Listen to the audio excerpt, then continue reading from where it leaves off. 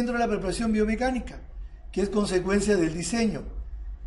Y el propósito es bastante simple, hacer una preparación en el paciente de aquello que hicimos en el modelo de estudio, pasarlo del modelo a la boca. Porque ya hemos manejado todo, ¿no? Han visto los apoyos, los retenedores, los conectores mayores, todo tiene una razón de ser. ¿Cuál es su razón? Llevar la fuerza por el eje mayor de la pieza dentaria, estabilizar, dar rigidez, mantener el soporte en qué, en las estructuras que son capaces de asimilarlo y obviamente distribuir las fuerzas en todas las estructuras que lo componen. Entonces la preparación biostática es bastante simple. Hay que hacer planos guías, hay que hacer descansos para los apoyos y hay que modificar el contorno de la anatomía de los dientes cuando el ecuador está alto. Nada más. Ya lo hemos hecho. Sin querer ya lo hemos hecho. Solamente lo estamos ratificando. Entonces, pero siempre, cómprese eso. Su paralelígrafo, pues. Sin eso no hay manera. ¿Está bien? Al ojímetro y al calculómetro no se puede hacer preparaciones. Ahorita nada. Todo pasa por el paralelígrafo. Y puedo hacer esto, ¿no? Tengo superficies de contorno alto, como las que están acá, y puedo, a través de un plano guía, que ya no está en la cara proximal, sino en la cara lingual, mejorar la ubicación de lo que más adelante va a ser la colocación de un retenedor o de una placa proximal. Esto solo se puede lograr cuando usted ha determinado que la veloplastía no va a llegar a dentina. Y dice que el desgaste paralelo, mire, no debe ser mayor en un plano guía de 2 a 3 milímetros. ¿Esto no corresponde a la placa proximal? Claro, pues si la placa es 2 a 3, el plano también es de 2 a 3, no es más. Es pequeñito, es chiquito. Y luego sirve para esto. Mucho ocurre en la parte lingual que una pieza inferior se inclina hacia el lingual y hacia el mesial. Yo tengo que hacer aquí una disminución de este sobrecontorno para que este plano me permita acercar esto que es el conector. ¿Cómo se llama este conector mayor? Que no contacta en diente, que está por debajo del margen gingival y por encima del piso de boca. Barra lingual. Entonces, cuando yo quiero hacer barra lingual, no solo hago el análisis de la cara proximal distal, sino también analizo ¿qué cosa? La cara lingual. Entonces, anoten. El plano guía se prepara además en todas las superficies axiales que sean necesarias. En todas las superficies axiales que sean necesarias. En todas las que sean necesarias.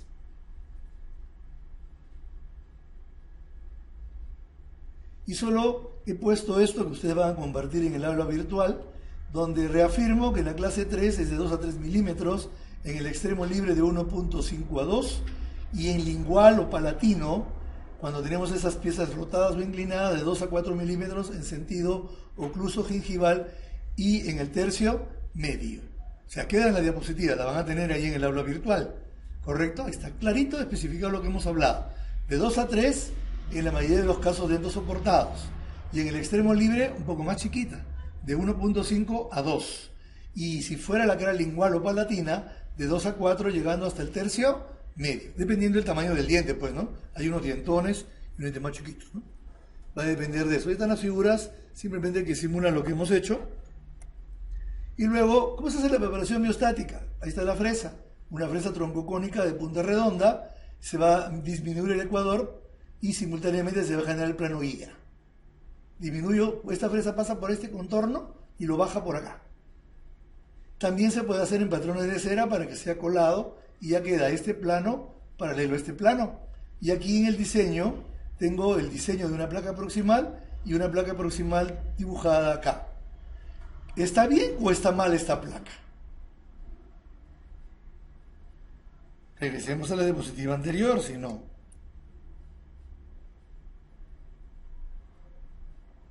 Y observemos entonces esta.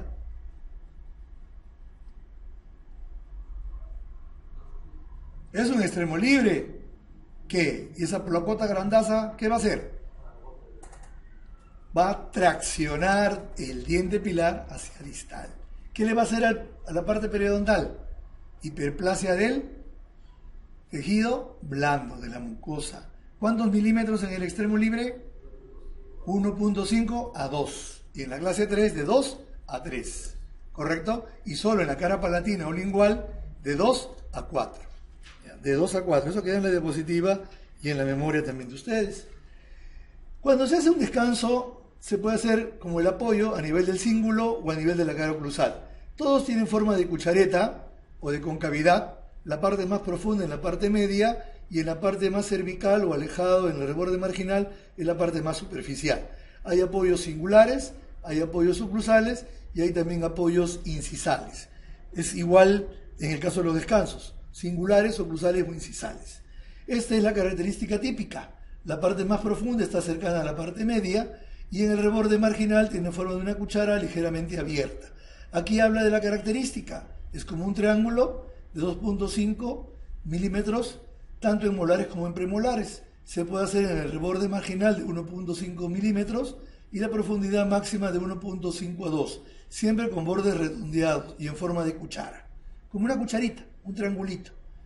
No hay que llegar a dentina, no a dentina, todo en esmalte. Entonces hay algunas variantes.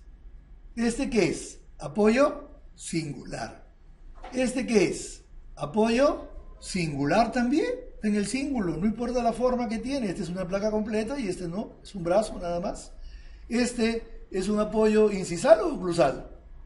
Oclusal, pues está en la cara lingual, diferente. Y este es un apoyo de un retenedor de tipo anillo simple, un solo apoyo, nada más. Variantes. Me voy acá, otra variante. El diente está inclinado, doctor, esa es la típica, la molar inclinada. Y le voy a hacer una corona. Sí, pues haré la corona, pero haré su descanso largo. Porque mire el eje que tiene, está bien inclinado. Ya no le pongas brazos, porque si le pones brazos, lo vas a extraer como chapa de botella. Y entonces, ¿qué haces? Vamos a ver dentro de un ratito. Lo puedes hacer así, en restauraciones coladas, ya sea incrustaciones o online, por lo general de tipo overline, o coronas, o lo puedes hacer de esta manera. Observen, el diente inclinado tiene un eje, que es este. Entonces aquí se ve, el apoyo largo se coloca pasando la fosa media. ¿Por qué se hace eso? Es bien sencillo, se agarra el modelo y se traza un plano de los premolares hacia el diente inclinado. Y donde cae la punta de esta parte terminal, hasta ahí va el apoyo. Porque ahí que va a estar el eje mayor de la pieza dentaria. Entonces la fuerza va a seguir el eje mayor. Ya no va a tener retenedores, solo va a tener apoyo. ¿Y qué vamos a evitar? El extremo libre. Antes sacábamos todos los dientes. Ahora podemos recortarlos, hacer menoplastía, podemos hacer coronas, podemos hacer tratamiento de conductos y pernos tapa, podemos hacer lo que queramos. Entonces son las variantes en piezas inclinadas. Y ahí está el descanso en una pieza anterior en forma de una escotadura. ¿Con qué fresa?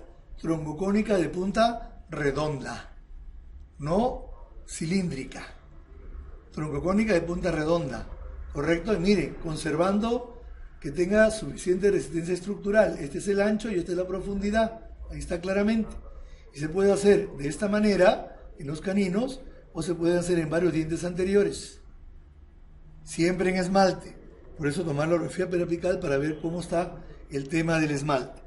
La parte final, el manejo del extremo libre. La verdad, honestamente, ya lo saben. ¿Cómo manejamos un extremo libre? ¿Qué queremos que el extremo libre tenga? ¿Que se mueva o que se mueva menos? Ya está. ¿Que genere reabsorción? No, lo mínimo necesario, ¿correcto? ¿Qué tenemos que tener? ¿Elementos estabilizantes o elementos retentivos? ¿Qué requiere más el extremo libre? ¿Retenedores o elementos estabilizantes? Estabilizantes, o sea, quiere decir que además de los retenedores, un montón de cositas, ¿como qué? Apoyos secundarios, alejados del diente pilar, ¿qué cosa más? Conectores menores, brazos opositores, conectores mayores y un eje de inserción apropiado. Entonces, miren, ya lo sabemos, lo hemos hecho, pero como veo que todo el mundo pone un artículo y no me quiero quedar atrás, la actualidad de hoy es odontología basada en evidencia científica. Lo hablábamos, doctor, hace un momento. Todas las clases de Kennedy se trabajan a partir de estos 4 elementos básicos: localización y extensión del área edéntula, condición de pilares, oclusión y característica de los rebordes residuales. Esta es una revisión sistemática de muchos artículos que establecen estas características comunes para estas 4 clases de Kennedy, que son las que ustedes están estudiando. Y en función a eso es que hablamos de la problemática del extremo libre, que ya la saben. ¿Cuál es el extremo libre? La clase 1 y la clase 2. Fijamos el concepto.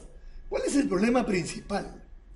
Mira, dice, diferencia de elasticidad entre el ligamento periodontal del diente y la mucosa que cubre el reborde residual. ¿Cuál tiene más resiliencia? La mucosa. ¿Cuál tiene menor resiliencia? La membrana periodontal. Y acá están las medidas, como 0.1 y como, ¿cuánto dice acá? 0.4 a 2. Quiere decir que la mucosa se puede mover más y el diente se puede mover poco. Esa discrepancia hace que cuando yo muerda la base se incline hacia atrás. ¿Qué le pasa al diente? Lo tracciona. Entonces, ¿qué tengo que disminuir? La discrepancia de resiliencia. Hay varios métodos. O sea, ¿qué yo quiero hacer en mi cabeza? Quiero estabilizar que ese movimiento hacia atrás sea menor y lo voy a conseguir estabilizando. Entonces, para eso, yo voy a hacer lo siguiente. Voy a encontrar que hay fuerzas oclusales que, aplicados en la base de la dentadura, producen tracción del pilar hacia distal, próximo al espacio edéntulo, como está acá. Hay una fuerza oclusal, lo tracciona hacia distal y peñisca. Y cuando peñisca, ¿qué le pasa? Separa a este diente pilar del otro, genera empaquetamiento alimenticio, problema periodontal y aumenta la movilidad. Eso es lo que quiero evitar. Entonces, si yo quiero evitar esto, ¿qué debo hacer para que este brazo que está acá, que es el que genera una palancota, disminuya? ¿Aumentar un brazo con una fuerza contraria o no? Para este lado. Vamos a llamarlo brazo de resistencia. ¿Qué pasa, doctores, si yo coloco un apoyo en mesial de este segundo premolar? ¿Va a aumentar el brazo de resistencia o no? Sí. Si lo coloco a nivel del canino, ¿también o no? Sí. Y si coloco un conector mayor que es tipo placa y que va por los bordes singulares de los dientes anteroinferiores, ¿estabiliza mejor o no? Sí. Entonces, ¿qué estoy logrando? Que ya ese movimiento de palanca disminuya, se compensa. Esa es la intencionalidad del extremo libre. ¿Cuál es la problemática? La diferencia de elasticidad de la membrana periodontal y de la mucosa. Eso graben en su cabeza. Esa es la gran diferencia. Y de la fuerza que inclina hacia atrás la base, generando reabsorción en el proceso óseo. Por eso genera reabsorción. Entonces nos vamos acá. Dice, al resolverse el hueso residual, la prótesis se va sentando cada vez más en su parte posterior, generando que el plano de oclusión disminuya a nivel de las piezas posteriores artificiales. Ahí está. Y los molares superiores migran en sentido oclusal, generando un plano de oclusión más bajo en la parte posterior.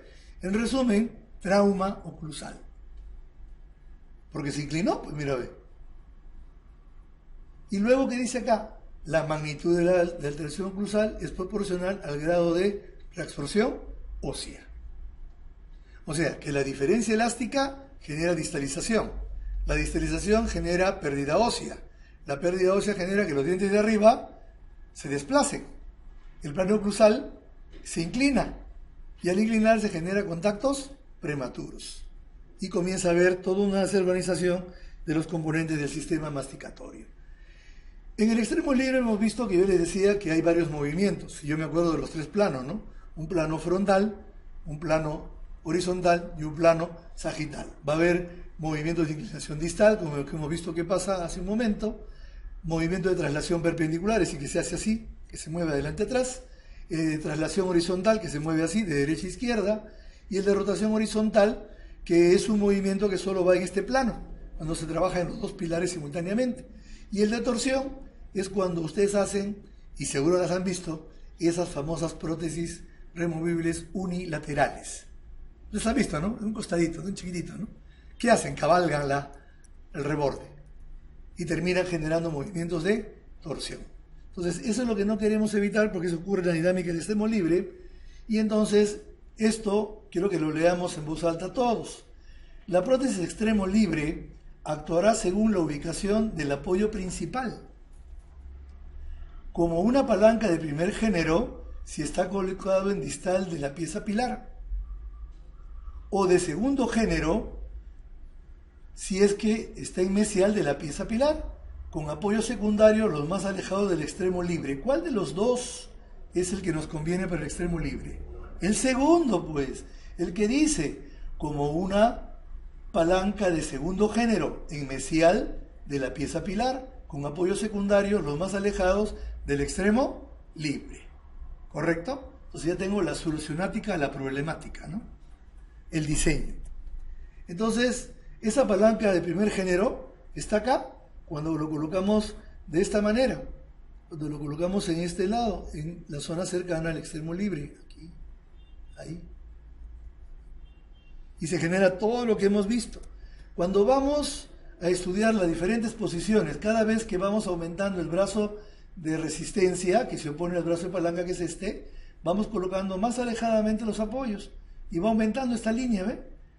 ¿Y qué va pasando? El brazo de resistencia va tratando de compensar el brazo de palanca. Ahora, y eso sí lo anota, ¿cómo disminuimos el brazo de palanca? Primero, colocando menos piezas dentarias.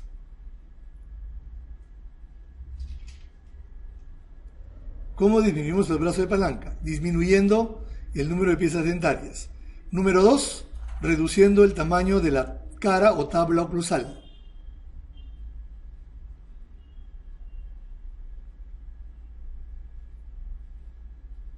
Disminuyendo la cara o tabla oclusal. Disminuir el tamaño de la tabla o cara oclusal. Y el número 3, extendiendo la base acrílica como si fuese una prótesis completa. Está acá. Extendiendo la base acrílica como si fuera una prótesis completa. Extendiendo la base acrílica como si fuese una prótesis completa. ¿Se entendió las tres partes? El por qué extiendo la base tan grande. Es como les decía hace un rato, si yo los 100 kilos los pongo en un solo punto, estoy seguro que hundo el piso. No estoy siendo yo, sino estoy hablando en futuro. Si yo distribuyo mis 100 kilos, 10, 10, 10, 10, normal, ¿no es cierto? No pasa nada con el piso, acá se va a inclinar. ¿Entendieron? Entonces, por eso coloco la base más extensa, para que ésta pueda absorber y disipar mejor la fuerza generada durante la oclusión. 3 aspectos: menos cantidad de dientes, menor tamaño de la cara oclusal y la extensión de la base acrílica. Entonces ya estamos en la parte final. Entonces solamente doy sugerencias, porque obviamente no puedo darlas todas, cada caso en particular tiene una solución propia. Unas sugerencias, y las he enumerado porque van a ir a una página web, ¿no? A una plataforma virtual, ¿no? Entonces están ahí lo que hemos conversado. Pasa hasta por hacer cosas de diseño, trabajar sobre dentaduras, distribuir apoyos principales y secundarios, ampliación de bases, impresiones funcionales en el extremo libre, elección y selección de retenedores directos e indirectos y uso de implantes en el extremo libre. Esto es lo que hoy se hace. Si ustedes me preguntasen cuál es el manejo del extremo libre, es las 3 cosas que le he dictado, fundamentalmente. Y le agregaría las impresiones funcionales. A esos 3 aspectos agreguen las impresiones funcionales. ¿Qué es una impresión funcional? Es una impresión bajo carga. Entonces, los 3 puntos que han anotado le agregan el cuarto: impresiones funcionales, bajo carga. Nada más, no voy a hablar de técnicas, porque hay 800 técnicas. Bajo carga. Nada más, impresiones funcionales bajo carga. Es lo único que es diferente a lo que he explicado, que hay que agregarle. Y vamos a ver cómo se hace. Entonces, por ejemplo, si yo quiero utilizar materiales o técnicas de impresión, varios tipos de rompefuerzas, yo puedo mostrarles esta foto que está acá, donde un conector mayor, que está aquí, no está unido a la rejilla. Y es un rompefuerzas. Un conector mayor no unido a la rejilla. Y aquí está claramente, un conector mayor no unido a la rejilla. Pero le voy a comentar que esta es una filosofía de trabajo que no usamos aquí en el Perú. Nosotros seguimos una corriente que es la corriente americana. Y esta es la corriente escandinava. y no usamos rompefuerzas, europea o alemana. No usamos rompefuerzas en los conectores mayores. Lo presento para que lo vean. Y aquí estoy colocando, ¿no? Dice componente tipo bisagra, y acá está hablando de rompefuerzas por elasticidad. Y en esta zona hay elasticidad, no se unen con los componentes de la base acrílica y los dientes. Va a flexar. No son los que usamos, pero lo muestro. Tampoco usamos esto. No hacemos desgaste de piezas dentarias para hacer sobredentaduras. Estas son piezas dentarias que tienen cofias que van a tener una contraparte que son coronas que están soldadas o unidas a la base metálica, porque también esto ha fracasado. Termina generando movilidad igual, porque ¿qué le falta a esta prótesis removible para que estabilice, doctores? Los apoyos secundarios. Le falta disminuir el brazo de palanca. Siempre que presenten vean extremo libre, recuerden palanca y brazo de resistencia.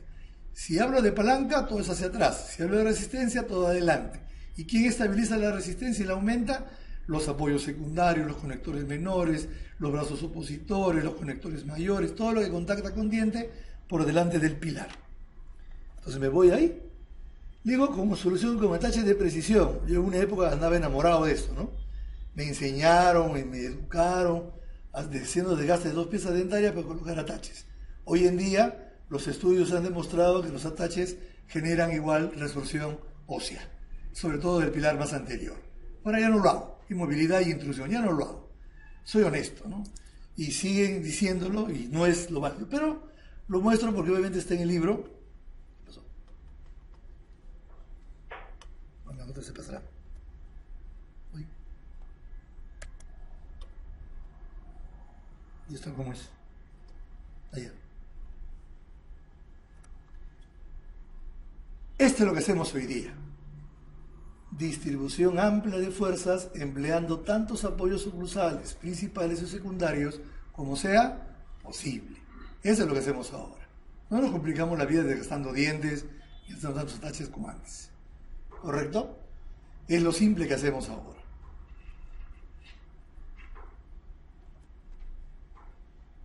Extendemos la base acrílica, tal como una total, en la zona distolingual y en la zona bucal, ¿ya? En esta zona lo extendemos, porque dice, la mucosa oral no es efectiva como el ligamento periodontal para aceptar las fuerzas. La extensión máxima de la base establece un efecto geométrico en términos de desplazamiento de la mucosa, es decir, que soporta mejor las fuerzas cuando lo extendemos como una prótesis completa. Por eso que la impresión primaria debe copiar la papila, la impresión definitiva copia la papila, y la impresión funcional debe desplazar la mucosa con carga, simulando cuando uno mastica. ¿Ah? Pequeño detalle. Entonces, apunte, nota, en el extremo libre la impresión funcional desplaza la mucosa que cubre el reborde para simular la carga masticatoria.